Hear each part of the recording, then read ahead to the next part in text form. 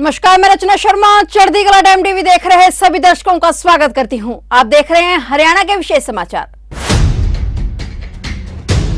हरियाणा के Olympic champion Neeraj Chopra ने world athletics द्वारा जारी जेवलिन थ्रो रैंकिंग में पहला स्थान हासिल कर लिया है। करियर में पहली बार वे वर्ल्ड के नंबर 1 खिलाड़ी बन गए हैं। चोपड़ा 1455 अंकों के साथ सबसे आगे हैं और वे ग्रेनाडा के वर्ल्ड चैंपियन एंडरसन पीटर से 22 अंक आगे रहे। 25 साल के नीरज चोपड़ा पिछले साल 30 अगस्त को वर्ल्ड रैंकिंग में दूसरे स्थान पर पहुंच गए थे, लेकिन उसके बाद से पीटर्स को पछाड़ नहीं पाए थे। अब नीरज चोपड़ा ने मौजूदा सीजन की शुरुआत बेहतरीन अंदाज में की है। वे अब 4 जून को नीदरलैंड में फैनी ब्लैंकेर्सकोएन गेम्स में हिस्सा लेंगे। वहीं हरियाणा के ओलंपिक चैंपियन नीरज चोपड़ा की इस बड़ी उपलब्धि पर हरियाणा के मुख्यमंत्री मनोहर लाल ने भी ट्वीट कर उन्हें बधाई दी है। उन्होंने ट्वीट करते हुए लिखा कि मारे छोरे की उपलब्धियों का सफर अविराम जारी है। हरियाणा की माटी के लाल, देश के रिकॉर्ड वीर व स्टार एथलीट नीरज चोपड़ा को विश्व का नंबर 1 जेवलिन थ्रोअर बनने पर ढेर सारी बधाई एवं शुभकामनाएं। आप इसी प्रकार इतिहास रचते हुए देश प्रदेश का नाम रोशन करते रहें, ऐसा मेरा आशीर्वाद है।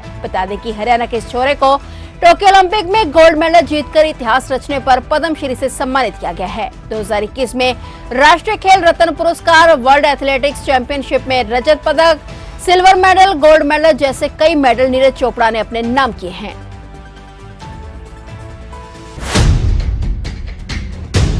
मुख्यमंत्री मनोहर लाल ने कहा है कि अब तक 4 जिलों में जनसंवाद कार्यक्रम किया जा चुका है और अब 24 से 26 मई तक महेंद्रगढ़ जिले में जनसंवाद कार्यक्रम का आयोजन किया जाएगा। उन्होंने कहा कि जनसंवाद में लोगों से सरकार की नीतियों के बारे में अच्छी फीडबैक आ रही है। लोग खुलकर सरकार की योजनाओं की चर्चा कर रहे हैं। नौकरियों में पारदर्शिता सभी को पसंद आई है।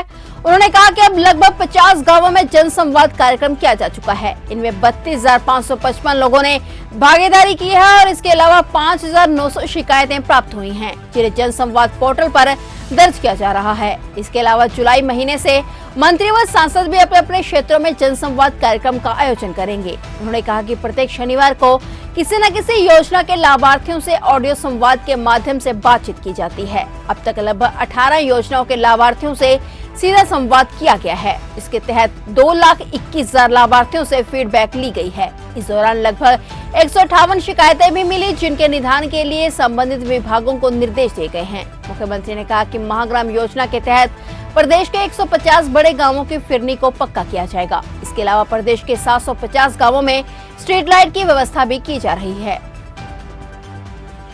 जैसा आपको पता, मैं जन संवाद के कार्यक्रम कर रहा हूँ जिलानुसार। मेरे 4 जिले हो गए हैं, उसमें भिवानी, पलवल, कुरुक्षेत्र और सिरसा। 5वां जिला भी महेंद्रगढ़ अगले 24, 25, 26 3 दिन ही होने वाला है।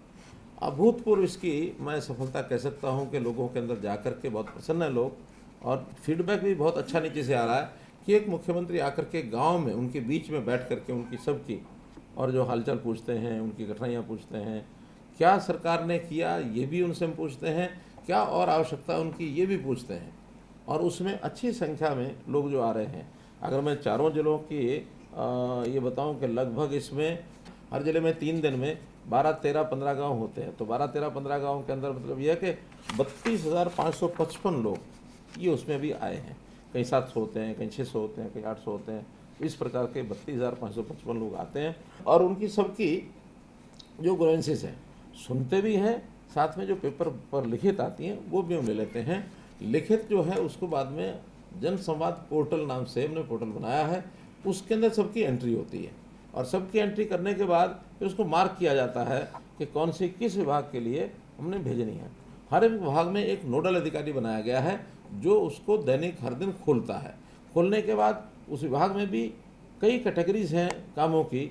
एक मानो विभाग है, उसके अंदर भी 7-8 प्रकार के काम हैं, तो किस प्रकार का वो काम है उस अधिकारी को उसको मार्क करते हैं और फिर वो उसके ऊपर काम करने के लिए उसको कितने दिन चाहिए उसमें भरता है कि मुझे इतने दिन इस काम के लिए चाहिए, तो उसकी जिम्मेवारी उनकी फिक्स की जाती है।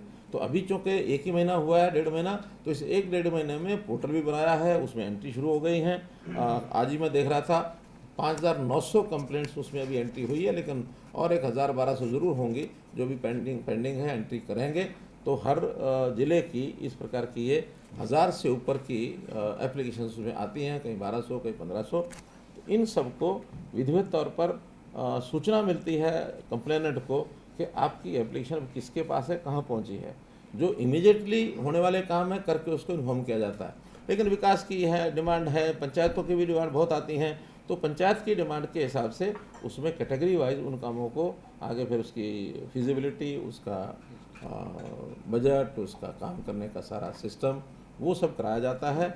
और कई चीज़ें उसमें बहुत महत्वपूर्ण जो ध्यान में आई हैं, ये जो ई टेंडरिंग का कुछ लोग विरोध कर रहे थे, मैं सब गांव में पूछता हूँ जा करके कि बताइए ई टेंडरिंग हमें क्यों करनी पड़ी। सामान्य से सामान्य व्यक्ति भी कहता है कि आपने अच्छा किया है और भ्रष्टाचार को रोकने के लिए इससे बढ़िया और कोई उपाय नहीं हो सकता। वहाँ सरपंच भी होते हैं, बहुत सरपंच तो कहते हैं हमने कोई विरोध किया भी नहीं है, लेकिन जिन्होंने विरोध भी किया थोड़ा बहुत, वो कहते हैं 2 लाख से 5 लाख करने के बाद हमारी संतुष्टि है। अब बहुत कम लोग ऐसे बच्चे होंगे जो अपने प्रस्ताव पारित नहीं कर रहे।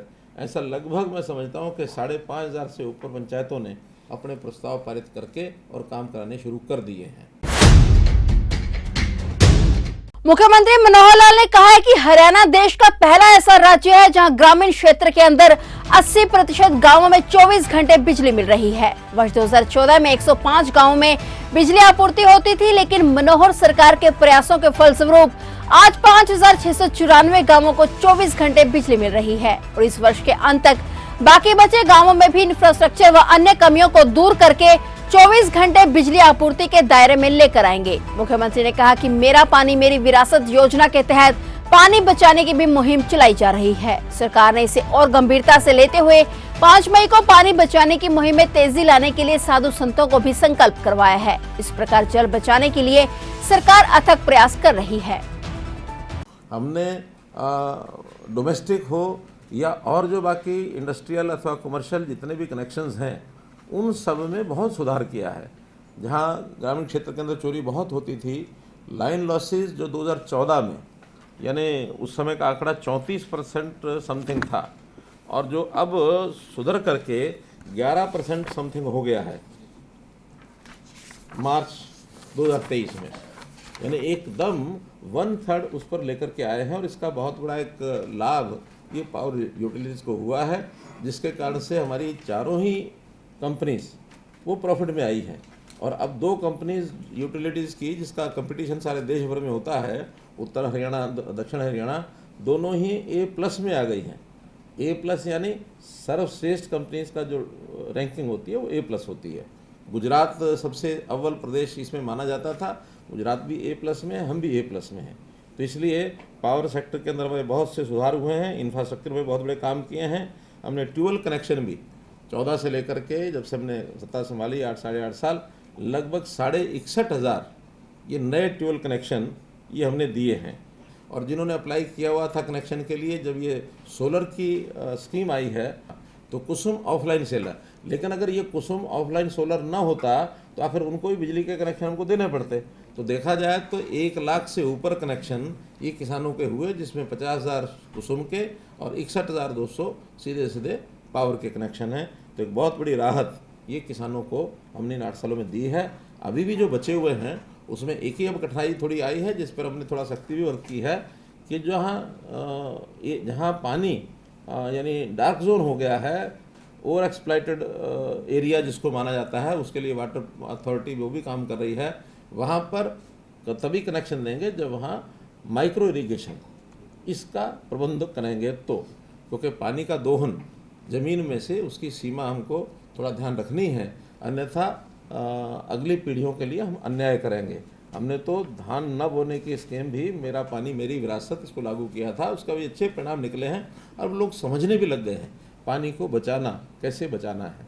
ग्रामीण क्षेत्र के अंदर सप्लाई का विषय है।